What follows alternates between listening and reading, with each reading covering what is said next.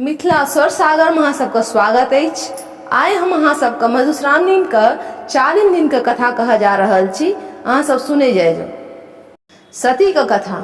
सृष्टि रचना में पहिने विष्णु, तखन महादेव आ फेर ब्रह्मा के जन्म भेलनि। ब्रह्मा अपन शरीर से देवता आ ऋषि मुनि, मुँह से शत्रुपा नामक स्त्री आ मनु, दहिना आँखि से अत्रि, कान से मारीचि आ दाहिना पांजर से दक्ष प्रजापति के जन्म देलखिन।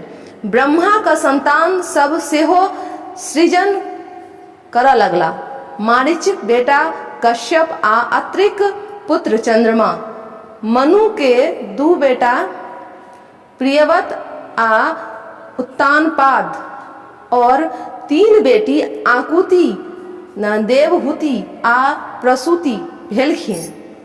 प्रसूति का विवाह दक्ष प्रजापति से भेल, जिनका सो 60 टा कन्या का जन्म भेलनि। ओहि में 8 का विवाह धर्म से, 11 का विवाह रुद्र से, 13 कश्यप, 27 चंद्रमा आ 1 गोट सती का विवाह महादेव से भेलनि। चंद्रमा अपना पत्नी सब में रोहिणी का सबसे बेसी माने छलथ, जाहि से बाकी 26 हुनका से क्रोधित भय प्रजापति लग शिकायत केलखिन। प्रजापति चंद्रमा के बुझेलखिन, मुदा ओ कान बात में नहीं देलखिन। अतः क्रोधित भय दक्ष हुनका श्राप दऽ देलखिन, अहाँ के 6 रोग भ जायत आ अहाँ का संपूर्ण शरीर गल जायत। चंद्रमा का शरीर दिन दिन गलऽ लागल। ओ सब लग गुहारी कटऽ लगलथ, मुदा कियो मदद नहीं केलथ। तऽ ओ महादेव का शरण में गेलथ। अतः ओ हुनका अपना माथ पर राखि लेलखिन, जाहि से हुनकर गलनाइ बंद भ गेलनि। दक्ष के जखन पता चलल तऽ ओ महादेव के हुनका माथ से उतारै ला कहलखिन, जकरा महादेव अस्वीकार कऽ देलखिन। ओहि पर क्रोधित भय दक्ष महादेव से संबंध तोड़ि लेलथ। दक्ष एकटा पैघ यज्ञ के आयोजन केलथ, जाहि में महादेव के छोड़ी सब गोटा के बजेलखिन।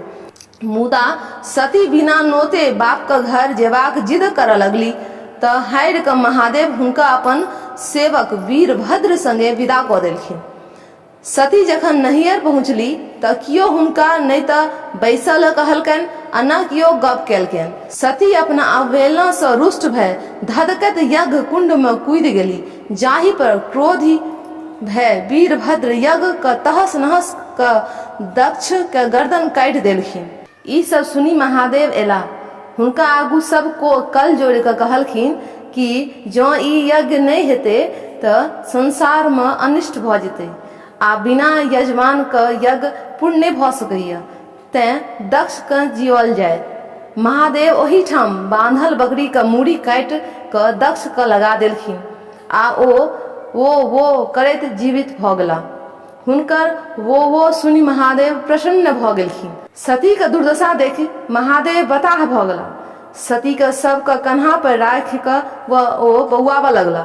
तखन विष्णु अपन चक्र से सती के शरीर के काटि के खसबऽ लगला।